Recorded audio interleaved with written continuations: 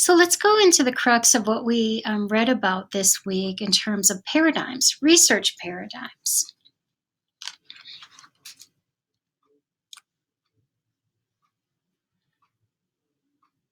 And I left you in our last set of slides with the quote that I really like that says, "A researcher's background and position will affect what they choose to investigate, the angle of investigation, the methods judged most adequate for this purpose, the findings considered most appropriate, and the framing and communication of conclusions." So when we think about research, it's really guided by our beliefs and feelings about the world around us, how we think the world should be understood, and how we think it should be studied.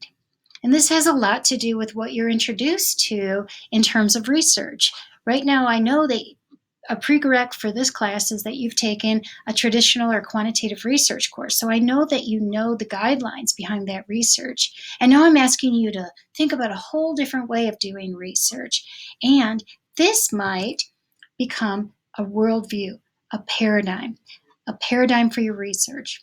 So a paradigm in itself is a set of interrelated assumptions about the social world, which provides a philosophical and conceptual framework for the organized study of that world. So paradigms provide a set of unified principles and rules for conducting research, and they serve as guidelines for researchers as they develop and conduct their research. So what do I mean by that? When we think about a paradigm, we think about guidelines. These are things that we say, this is how I look at the world, and this is how I choose to explore it. So having such a paradigm will place demands on you as a researcher regarding how you plan your research, what questions you ask or what topics you even explore, how you ask your questions, how you collect your information, how you choose to interpret what you learn, and how, and possibly with whom, you relay what you learn.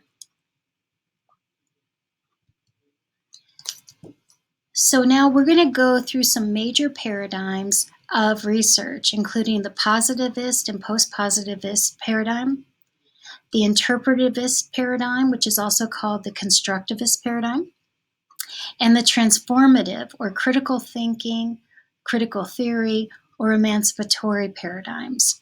And these are based in feminist theory, ethnic theory, Marxist, cultural theory, Freirean efforts, and community-based participatory research.